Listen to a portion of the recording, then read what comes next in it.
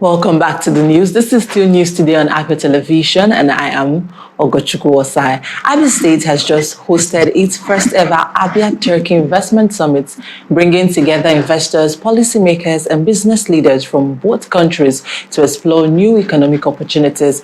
Now, I've been joined by our Deputy Chief Correspondent, Emmanuel Nwazue, who was at the event. But before then, we have a few clips from the summit. A landmark gathering designed to deepen bilateral cooperation between Abia State, the Republic of Turkey, and Nigeria at large. Abia State stands proudly as one of Nigeria's most promising countries. At the heart of our state lies Abia, the Indo-Pacific, the industrial commercial hub, renowned across Africa for its creativity, craftsmanship, and entrepreneurial resilience. From leather works to garments, fabrication to emerging technologies, Abia's leather works to garment product have demonstrated ingenuity that rivals global standards.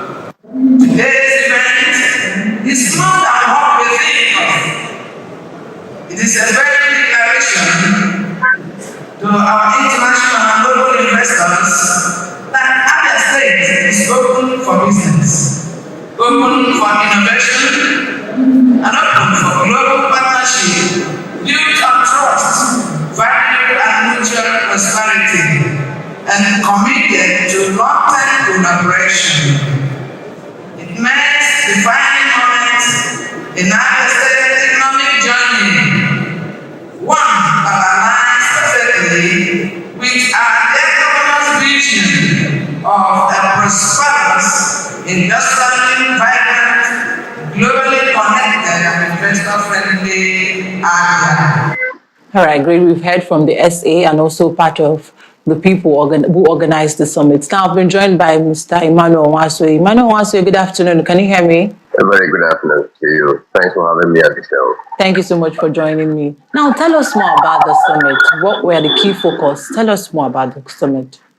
Well, the Abia Turkey Investment Summit is strategically designed to spotlight key sectors where Abia State and Turkey share, complementary strengths, mutual economic interest, opportunities, for high impact collaboration. The focus areas of the summit include manufacturing and industrialization, which looks at expanding capacity in leather work, garments, steel fabrication, plastics, and light manufacturing. Then you look at infrastructure development, which also talks about potential opportunities in road construction, urban renewal, housing, and public utilities. A lot of things like that, agriculture and agro-processing, trade and market expansion, energy and power solutions, technology innovation and digital economy, and all what that. And these are the things that the Abia State government has tried to showcase, and also in partnership with the government of Turkey, so that they're able to reach a common ground where it will be, of mutual benefit to both state and country. And some of all these areas also include real estate and urban development, healthcare and medical equipment, mining and natural resources, tourism, culture and hospitality.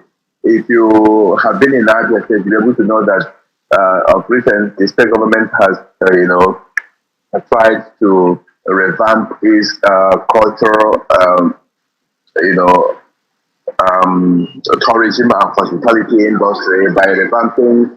Of course, you know that a place like Ojukwu Bunker, it's a prominent place when you talk about a tourist attraction center. Yeah. Even the War Museum in Umuahia, all these places, and the Arochukwu Long Juju Shrine and all these other places are a focal point at the moment that the state government is trying to make huge investments on.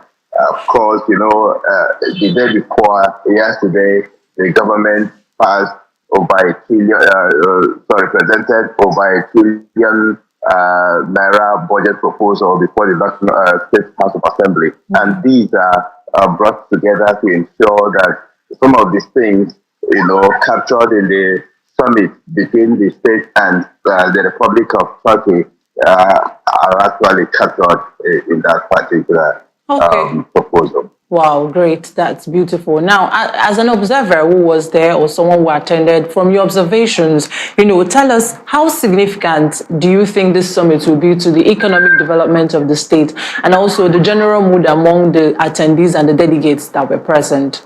Well, it was you saw there, and you see that the governor himself was there, key government officials. In fact, it would have the population you saw there would have more tripled, because on that same day, the state government had three, in fact, four key functions. The governor was in audience with the German Chancellor. Then we also had the Abia State tertiary education, sports fiesta held on that very day. The budget presentation, then the Abia Turkey Investment Summit. So all this held on the same day, and if you look at the whole thing, you see that people who were supposed able to be at a particular function were distributed across, the states to attend different of these functions. But coming to your question about the mood and what the state, stands to gain from this whole thing, the focus, it's really good. It's all about funding. And this, if you look at these areas that I have just mentioned, you'll be able to see that once that particular investment is made in these key sectors, you understand that, one, there will be that mutual benefit between both parties. And of course, it trickles down to the economy of the state and Nigeria at large, because Abia, with this particular summit, all things being equal, as it is said, will generate more funds. You see, public infrastructure will have more form of attention, better than what we are experiencing at the moment. Then you look at health, education, and all these areas. There will be that particular multifaceted effect on this area, and Abia would be better for it. All right. Now, you mentioned that there were almost 4 government events or functions within the same day. Now, does this mean that, this particular summit is not that significant to the state, while we're going to be having extra 4 or 3 other functions within the same day? And aside that, were there any concrete partnership agreements, something like memorandum of understanding or, a form of strong partnership agreement that happened the same day within the summit? Of course, that's the focal point. There wouldn't be such summit without such agreements. The memorandum of understanding, had been signed. This particular event was not, planned on the day it happened. There have been, delegations, visitations, and all that, press conferences, and all that happened prior to that time. So these agreements were sealed. So what you saw, just happened is just the ceremonial aspect of it, bringing it down to fruition, from which, implementations will begin. And that's just it. All right. Okay. So is there any definite date or a defined date for, we look forward for implementation or, progress immediately starting out? And also, what were, the reactions of the local SMEs who attended? Well, to say there were exhibitions, local food exhibitions, and all that. So people had their stands.